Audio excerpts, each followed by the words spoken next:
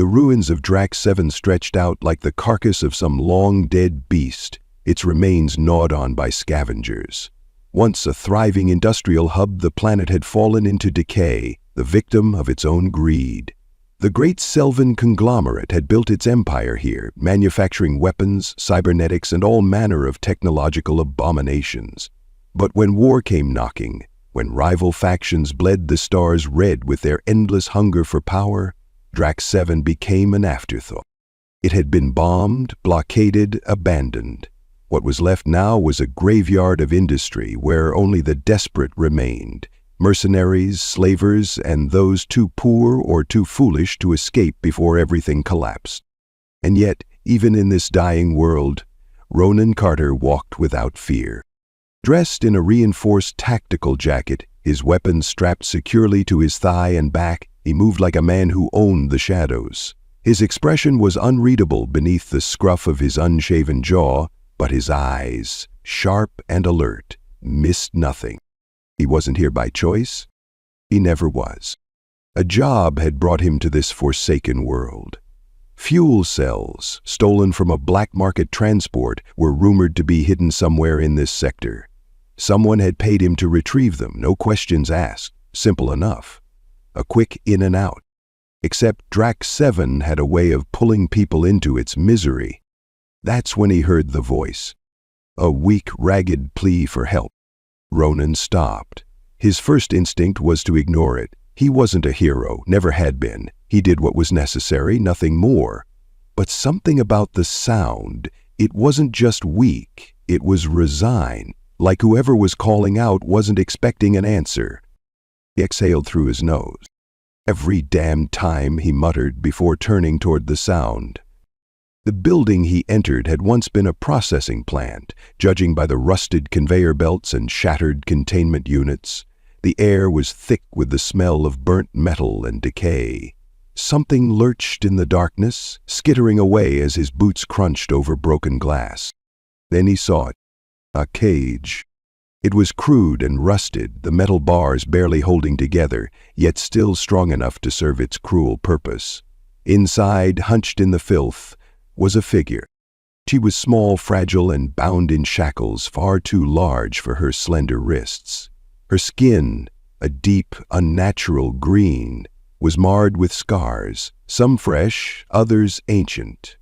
A mane of tangled silver hair spilled over her face, hiding most of her features. Her clothing was little more than rags, torn and filthy, offering no protection against the cold. But it was her eyes that made Ronan pause. They were not human. Large, almond-shaped, and glowing with an eerie, pale gold light, they stared at him, wide with shock. "You?" Her voice was hoarse, barely above a whisper. "You're not one of them." Ronan tilted his head. "Nope." For a moment, silence stretched between them. Then she shrank back, pressing herself against the bars as if expecting a blow. Ronan frowned. That reaction told him everything. This wasn't just some unfortunate soul who had been caught in the wrong place at the wrong time. No, she had been here for a while, and whoever had put her in this cage had taught her one thing: expect pain. "Relax," he said, raising a hand in a show of non-threat. "Not here to hurt you." Her glowing eyes searched his face, as if trying to detect the lie. A beat passed. Then, barely above a whisper, "People Kaziri." "What?" She swallowed, her throat dry. "My name, it's Kaziri." Ronan exhaled, his breath misting in the cold air. "All right, Kaziri, who put you in here?" She hesitated. When she finally spoke, it was barely audible. "Slavers. They said I wasn't worth selling." Something ugly twisted in Ronan's gut. Slavery wasn't uncommon in the outer systems, but this? Leaving someone behind to rot? That was a level of cruelty that even the worst scum didn't usually bother with. He stepped forward. Kaziri flinched. Ronan sighed, running a hand through his dark, unruly hair. "Yeah, she's been through hell. I'm gonna break those chains, all right?" he said. She stared at him, her breath shallow. She swallowed. You can't. They're reinforced. Ronan wrapped his hands around the chains and pulled. Metal groaned in protest. Kaziri sucked in a sharp breath, expecting the same thing that had happened every time she tried to break them herself. Failure. Instead, there was a sharp crack as the chains snapped like brittle bone. She gasped, blinking rapidly as the weight on her wrists suddenly vanished. Ronan rolled his shoulders. What kind of idiot uses cheap alloys on restraints? Kaziri stared at him, her expression caught between disbelief and something that almost looked like fear. "This impossible," she whispered. Ronan arched an eyebrow. "Not really." He didn't explain further. Kaziri, despite her exhaustion, was still trying to make sense of what just happened. No one breaks reinforced shackles with their bare hands. No one. Unless the rumors about humans were true. "You're real," she murmured, her voice barely audible. Ronan frowned. "What?" "I thought." She swallowed. "Humans. I thought you were just stories, something the elders whispered about." Ronan sighed. "Yeah, well, surprise, we exist." She shuddered, overwhelmed by something he couldn't name. Ronan crouched beside her, eyes scanning her frail form. "Can you walk?" Kaziri tried. She barely made it to her knees before her strength failed her. She pitched forward and would have hit the ground if Ronan hadn't caught her in one swift motion. She gasped. Ronan held her easily, her weight nearly non-existent in his arms. For a moment, Kaziri didn't move, didn't breathe. No one had ever carried her like this, not with care, not without malice. She looked up at him, her gold eyes flickering with something unreadable.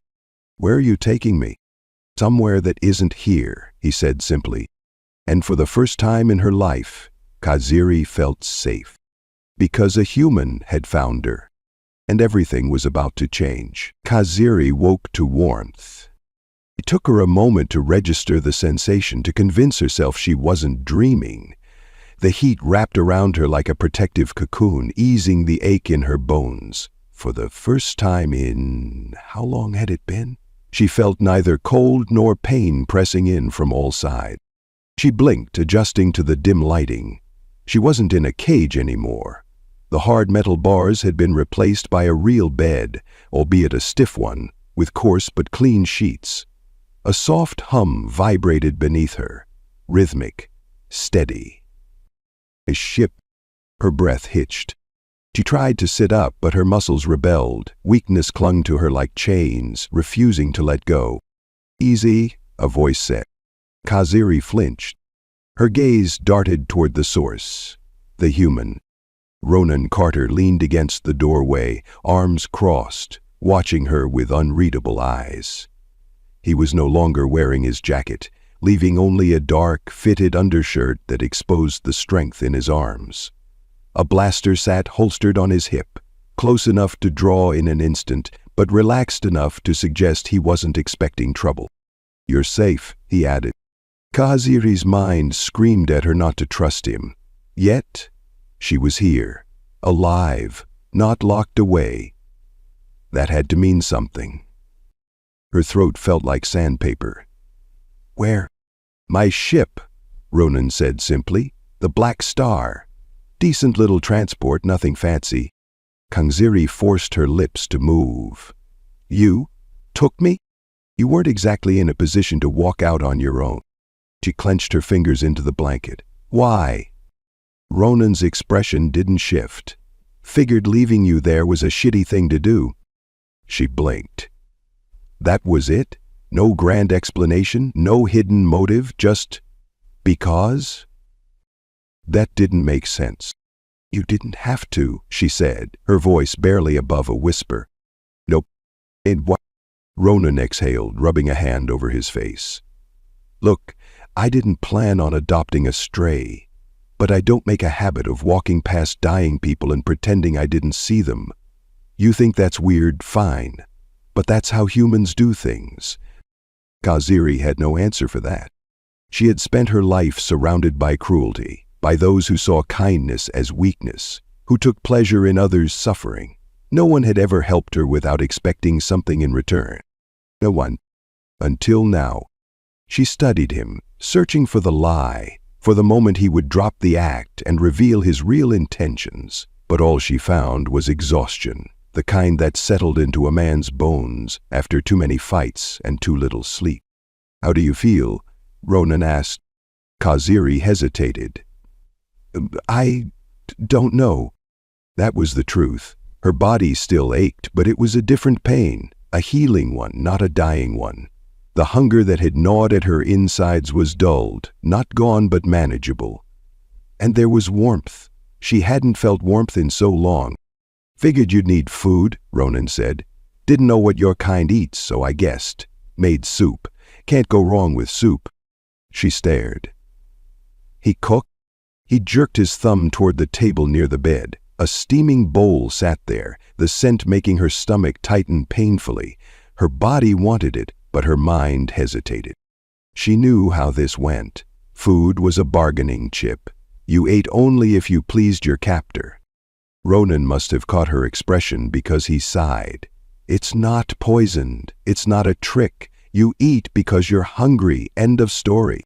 Kaziri's hands trembled as she reached for the bowl. The moment the warm liquid touched her tongue, she nearly wept. It was bland, too salty, and the vegetables were overcooked, but it was real. She ate quickly, her body demanding more than she could give. "Slow down," Ronan said, watching her with something close to amusement. "You'll make yourself sick." Kaziri forced herself to take smaller bites, but her hands refused to stop shaking. Ronan leaned against the doorway again, arms crossed. "So, what's your story?" She paused. He was asking about her? Not demanding, not prying, just asking? She swallowed. "You already know I was a slave." Ronan nodded. "My people," she continued slowly, "the Zairi. We're gone. Hunted. Exterminated." His jaw tightened.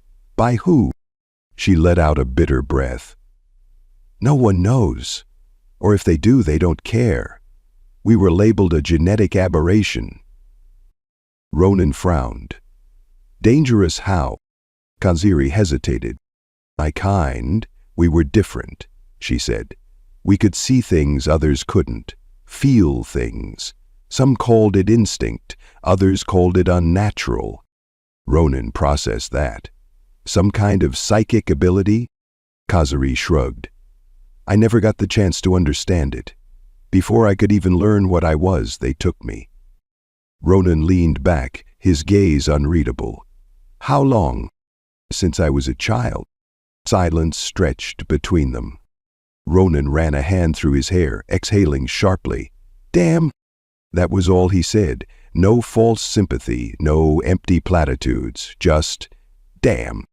Kaziri didn't know why, but that made her feel lighter. She licked her lips, the taste of the soup still lingering.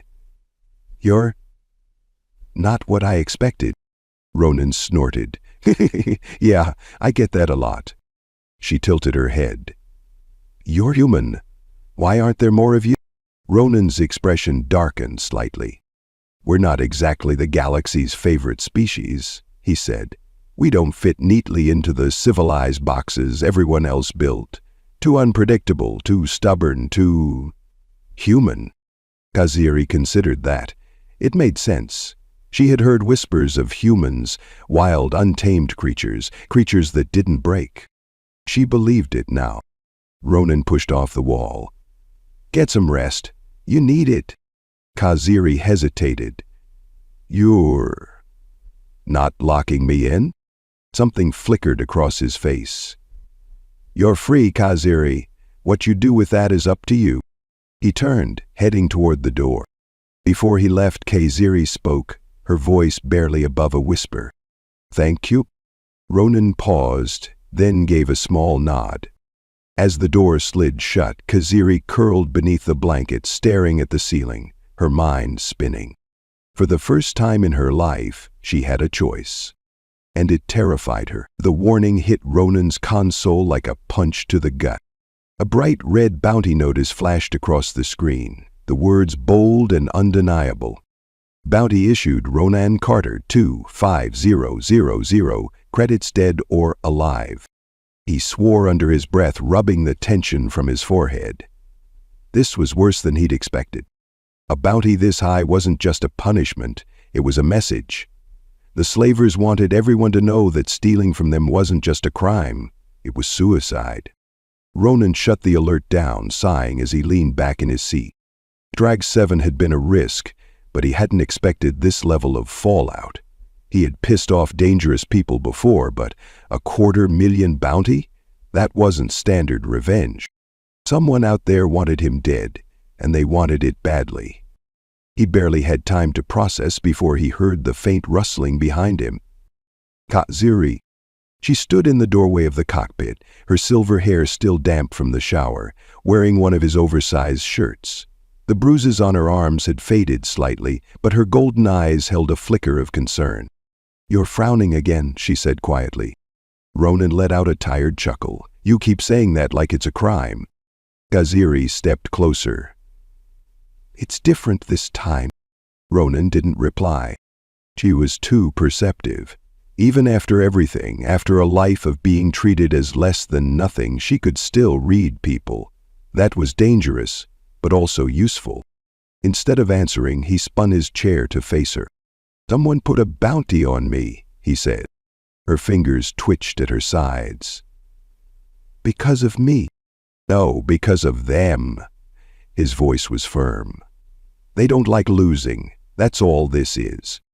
She shook her head, struggling to meet his gaze. "They'll come for you now." "They can try," Ronan muttered.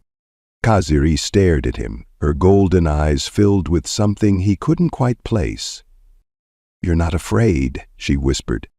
"Fear doesn't help, but it keeps you alive." Ronan leaned forward, resting his elbows on his knees.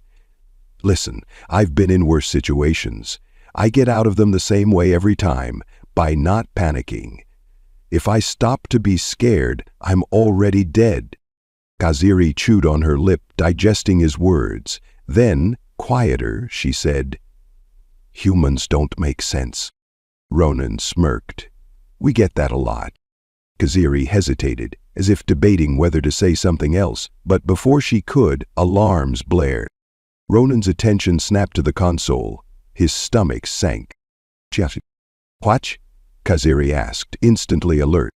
"The company." He tapped a few keys, pulling up the long-range scanner. 3 incoming vessels. Fast. Kaziri's breath caught. Slavers? Maybe, or bounty hunters. Ronan's jaw tightened. Doesn't matter. The Black Star's sensors pulsed, analyzing the incoming ships. Gunships. Not some random gang looking for easy money. Professionals. Kaziri took a step back, her entire body going rigid. "They found us that fast?" Ronan's mind raced. Someone must have leaked their trajectory. A bounty this fresh shouldn't have drawn hunters this quickly. Unless someone had been waiting for an excuse to kill him. Ronan killed the ship's beacon, cutting off their location feed. It wouldn't stop the hunters, but it would slow them down. A warning shot streaked past the viewport, a pulse blast too close for comfort. Ronan gritted his teeth. They weren't interested in talking. "Hold on," he muttered. He slammed the throttle forward.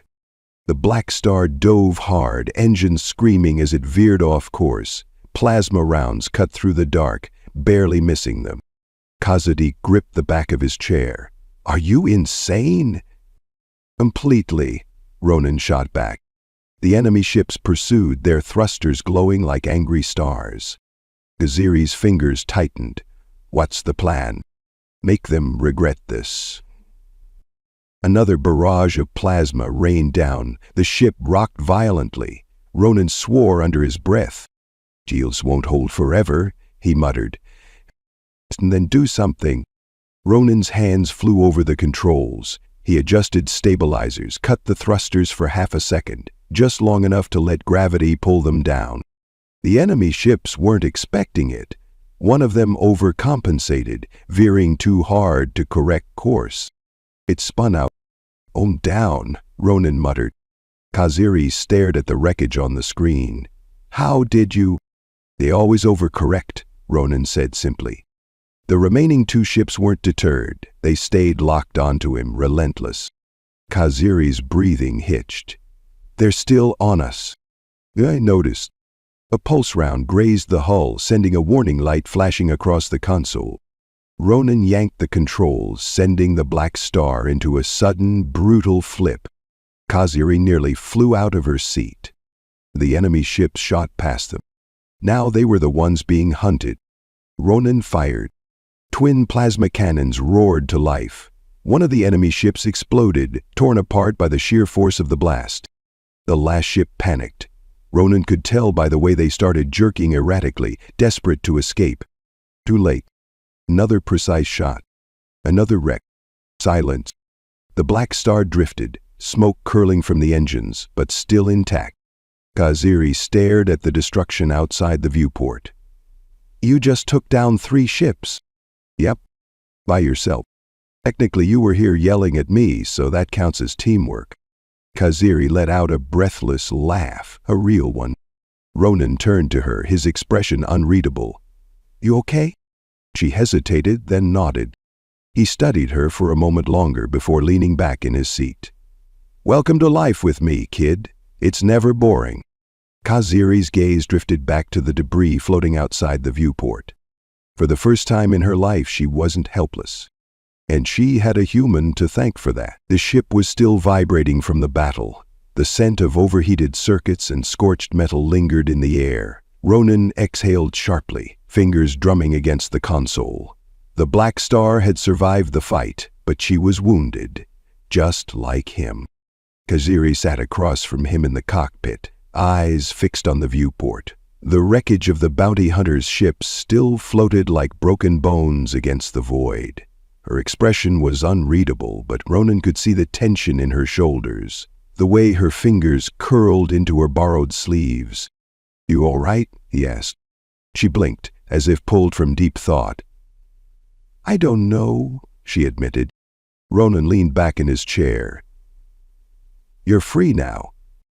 Kaziri's fingers twitched. Free. The word felt foreign. For as long as she could remember, she had belonged to someone else. Chains, cages, orders barked at her in voices she never dared disobey. And now? Now she was sitting on a smuggler's ship, alive because a human had decided she was worth saving. The universe didn't work like that. She looked at him, studying the way he moved. So casual, so unbothered. As if nearly dying in space was just another day for him. "You risked your life," she said, voice quiet but firm. Ronan shrugged. "It's what I do." Kaziri tilted her head. "Why?" "Because someone had to." She frowned. "That's not an answer." Ronan ran a hand through his dark hair, exhaling. "Fine. You want to know the truth? I don't have a good reason. I saw you in that cage and it pissed me off. I don't like seeing people in chains. That's it." Kaziri studied him, searching for the deception. There was none. "You're an idiot," she muttered. Ronan smirked. "Most people agree." A warning alarm blared, pulling his attention back to the screen. The ship's scanners were picking up movement. Kaziri straightened. "What now?" Ronan's fingers flew over the controls. "We've got company." "More bounty hunters?" Ronan shook his head. "No." "Worse." The console screen displayed a new reading. Not small fighters like before. Something bigger. A cruiser. Kaziri's stomach twisted. Slavers. Ronan's jaw tightened. "Yeah." The ship lurched violently as a gravitational tether latched onto the hull, yanking them into forced docking. The Black Star's engines whined in protest, but there was no escaping this time. "They're boarding us," Ronan muttered. Kaziri's hands clenched into fists. She had spent years being hauled from one prison to another. She refused to go back. "Without a fight," she growled. Ronan glanced at her, surprised. Then he grinned. "That's the spirit." The ship shuddered as the docking clamps engaged. A loud metallic clang reverberated through the hull. Ronan stood, rolling his shoulders. "All right, kid. You ever shoot a gun before?" Kaziri hesitated. "No." "Figures." He tossed her a compact energy pistol. "Point and pull the trigger. Don't miss." Kaziri caught it, surprised by the weight. "Stay behind cover," Ronan said, pulling his shotgun from its sling. The weapon hummed as it powered up, blue light pulsing along its barrel. "And if you see an opening, take it." Kaziri swallowed, nodding. The ship's airlock hissed open. A storm of boots and gunfire crashed into the room. The first slaver through the door barely had time to react before Ronan's shotgun roared. The blast sent him flying backward, crashing into his allies. Kaziri dove behind the control console, heart pounding. Ronan moved like a predator, using the tight quarters to his advantage. He fired, then ducked, reloading with practiced efficiency. Kaziri's grip on the pistol tightened. She wasn't useless. Not anymore. Taking a deep breath, she leaned out of cover and fired. The shot went wide, slamming into a bulkhead instead of the enemy. A slaver spotted her. He grinned cruelly, raising his rifle. Kaziri's blood ran cold. Before he could fire, Ronan was on him. He closed the distance in an instant, grabbing the slaver's gun and twisting. The weapon clattered to the ground. Ronan's fist collided with the slaver's jaw, sending him crashing against the bulkhead. Kaziri stared, breathing heavily. "Better aim next time," Ronan muttered, stepping over the unconscious man. Kaziri gritted her teeth. "I don't miss twice." She ducked as another slaver took a shot at her. This time, when she returned fire, she didn't hesitate. The energy blast hit its mark, sending the slaver staggering backward. Something inside Kaziri shifted. She wasn't a victim anymore. She refused to be. The last remaining slaver tried to retreat, backing toward the airlock. Ronan cracked his knuckles. "Not happening." He grabbed a fallen plasma grenade from one of the bodies, primed it, and tossed it. The slaver's eyes widened. "Wait." The grenade detonated, sending a shockwave through the docking bridge. The remaining enemy was thrown backward, disappearing in a cloud of smoke. Silence followed. Kaziri stared at the carnage, chest rising and falling rapidly. Ronan leaned against the console, shotgun resting on his shoulder. "Well, that was fun." Kaziri turned to him, expression unreadable. "You're insane." Ronan grinned. "You're welcome." She didn't respond. Instead, she walked past him, standing over one of the fallen slavers. Her fingers curled into a fist. They had hunted her, owned her, treated her like a thing. And now, they were nothing. Ronan watched her carefully. He saw the rage in her eyes, the fire that hadn't been there before. "You all right?" he asked. Kaziri exhaled, forcing herself to breathe. "But you won't be." She looked at him, something fierce and determined flickering behind her golden eyes. "Yeah," she said, "I will be." Ronan nodded, pleased. "Good. Now let's get the hell out of here before more of them show up." Kaziri followed him back to the cockpit, her hands steady now. For the first time, she wasn't running. She was fighting back. The black star drifted through the vast emptiness of space, far from the wreckage of the slaver ship. The adrenaline of the fight had faded, leaving behind only exhaustion and silence. The dim cockpit lights cast long shadows over the controls, flickering as if sharing in the ship's fatigue. Ronan sat slumped in the pilot's chair, pressing a cloth against his left side, where a fresh wound bled through his shirt. The slaver's parting shot had grazed him, leaving a deep, burning gash just above his ribs. It wasn't fatal, but it hurt like hell. Across from him, Kaziri watched with narrowed eyes. Her grip on the pistol had loosened, but tension still lingered in her shoulders. She wasn't shaking anymore. "You're hurt," she said. Not the worst I've had. Ronan winced, peeling the blood-soaked fabric from his skin. I'll live. Kazi stood abruptly. Without a word, she disappeared down the corridor, her bare feet light against the cold metal floor. Ronan let out a slow breath, rolling his head against the chair. He was so damn tired. A minute later she returned, a medkit clutched in her hands. Ronan blinked. Didn't take you for a nurse. Kazari didn't respond.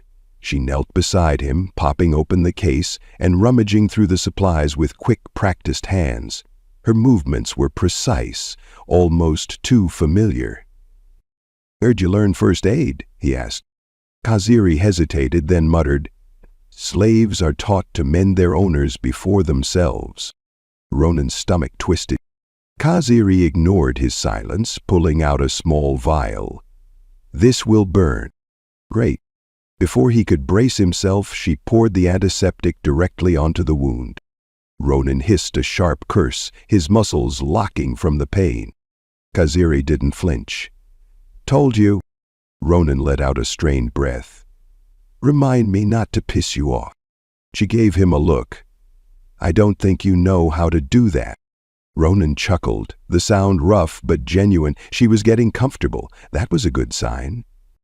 Kazi worked in silence, pressing a gauze pad firmly over the wound before wrapping a bandage around his torso. Her hands, though delicate, carried an undeniable strength, the kind forged through hardship. Ronan watched her, studying the furrow of her brow, the way her lips pressed together in quiet concentration. She had been through hell, but she was still standing. When she finished, she sat back on her heels. "It'll hold." Ronan flexed experimentally. "Not bad, kid." Kaziri's gaze flicked up to meet his. "I'm not a kid." Something in her voice made him pause. There was no anger, no sharpness, just a quiet insistence. Ronan nodded. Fair enough. Kaziri exhaled, tucking the supplies back into the medkit. Her hands lingered over the case before she spoke again. "Are you always like this?" Ronan frowned. "Like what?" "Risking yourself for others." He scoffed. "You think I do this all the time?" Kaziri tilted her head. "You fight like someone who doesn't expect to live long." Ronan went still. For a moment neither of them spoke. Then he sighed, rubbing a hand over his face. "Damn, you don't hold back, do you?" Kaziri studied him, her golden eyes bright against the dim cockpit glow. "You saved me. You didn't have to. So why?" Ronan ran a hand through his hair, exhaling slowly. "I don't know. Maybe I'm just sick of watching good people get crushed by bad ones." Kaziri frowned. "You don't know if I'm good." "I don't know if I am either," Ronan admitted. Kaziri looked away. Silence stretched between them again, but this time it was different, less tense, more uncertain. Then, sideline, "I thought humans were myths." Ronan arched a brow. "Myths?" She nodded. "The stories I heard, they made humans sound like ghosts, monsters that didn't break, that didn't die like the rest of us." Ronan smirked. "Well, the not dying part's a work in progress." Kaziri let out something close to a chuckle. "You're different from what I expected." Ronan leaned back in his chair. "What did you expect?" Kaziri hesitated, then admitted, "Someone cruel." Ronan's smirk faded. He leaned forward, resting his forearms on his knees. "You're free now. No one's coming to take you back." Kaziri didn't answer. Instead, she looked out the viewport, staring at the distant stars. "Do you ever wonder what comes next?" she asked. Ronan sighed. "All the damn time." Kaziri turned to him. "What do you want, Ronan?" He blinked. No one had ever asked him that before. The answer should have been easy. Money, freedom, a ship that didn't fall apart every other job. But for the first time, none of those things felt right. "I don't know," he admitted. Kaziri's lips parted slightly, as if she hadn't expected that answer. Then she nodded. "Me neither."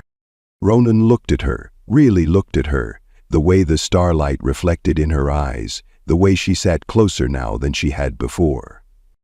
Something shifted between them. Kaziri broke the silence first. "Where do we go now?" Ronan's gaze lingered on her before he smirked. "Anywhere we damn well please." Kaziri breathed in, then out. For the first time, the future didn't seem so terrifying. And for the first time, she wasn't alone. The black star glided through the black void, a shadow against the endless sea of stars. Ronan sat at the controls, scanning the readouts with a tension that hadn't left his body since the bounty had gone public. He knew what was coming. Trouble. It always found him. Kaziri sat across from him, her golden eyes locked on the viewport. The ship's dim light cast soft shadows across her features. She wasn't the same girl he had pulled from that cage. She sat straighter, her hands steady, her gaze sharper. "You're thinking too hard again," she said. Ronan smirked. "You keep saying that like it's a bad habit." Kaziri arched a brow. "It is. People who think too much usually end up regretting something." "Yeah? What do people who don't think end up doing?" She smirked. "Usually dead." Ronan chuckled. "Good thing I fall somewhere in the middle." The ship's proximity alarm blared. Kaziri's smirk vanished. She turned to the console, her fingers curling against the seat. "What is it?" Ronan's jaw tightened. "Company." He tapped a few buttons. The scanner pulsed, displaying the unmistakable shape of a warship emerging from hyperspace. Kaziri inhaled sharply. "That's not bounty hunters." "Nope," Ronan muttered. It was something worse. The Empress's hand, a private warship belonging to one of the most powerful syndicates in the galaxy. The same people who had wiped out the Zairi and declared Kaziri's entire species a mistake. Ronan cursed. "I was hoping we'd have more time." Kaziri's fingers dug into the seat. "They found me." "They were always going to," Ronan said. "I just didn't think they'd send a whole damn warship to collect you." Kaziri swallowed. "What do they want with me?" Ronan didn't answer right away. He studied the ship's insignia, the gleaming emblem on its side. A black sun eclipsing a golden world. "You're more than just a runaway slave," he said finally, "and I think you know that." Kaziri hesitated, something flickering behind her expression. A transmission came through. A calm, elegant voice filled the cockpit. "Ronan Carter, you are harboring stolen property. Stand down and prepare for boarding, or we will rip your ship apart." Kaziri stiffened. Ronan rolled his shoulders.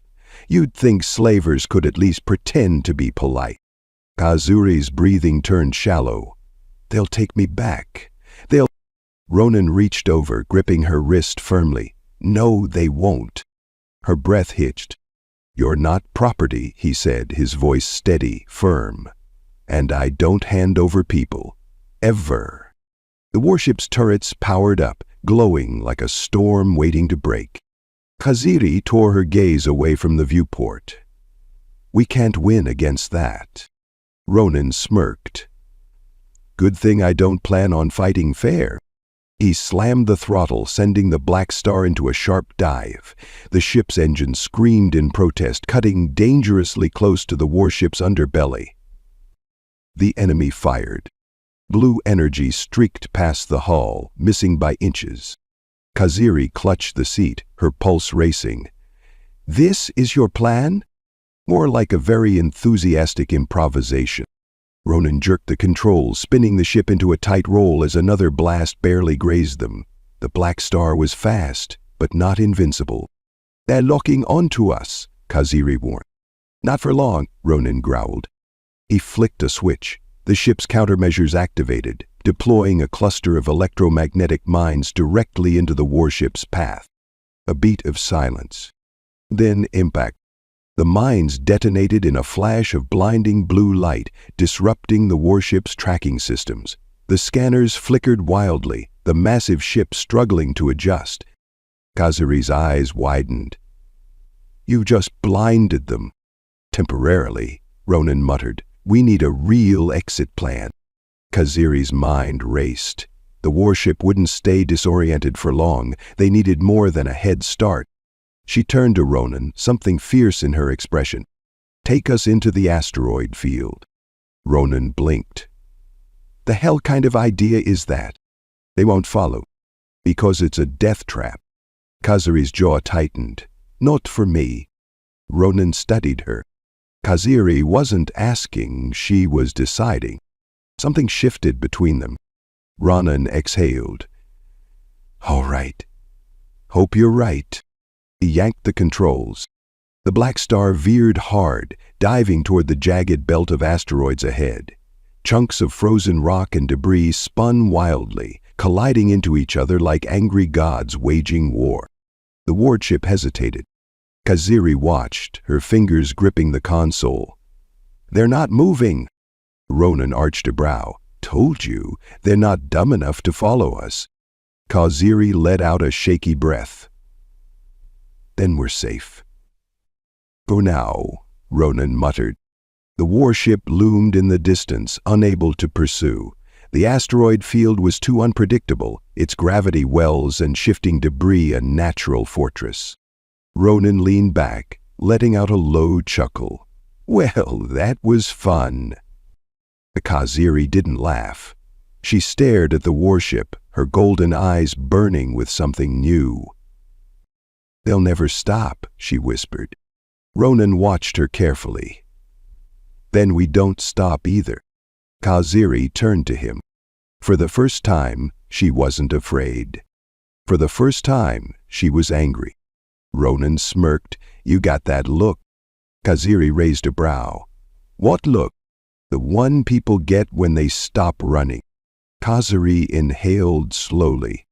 Then softly, "I want to fight back." Ronan nodded, unsurprised. "Thought you might say that." A long silence stretched between them. Then Kaziri did something she never would have done before. She reached out. Not out of fear, not out of desperation, but out of something deeper. Ronan felt the brush of her fingertips against his hand. He didn't pull away. Neither did she.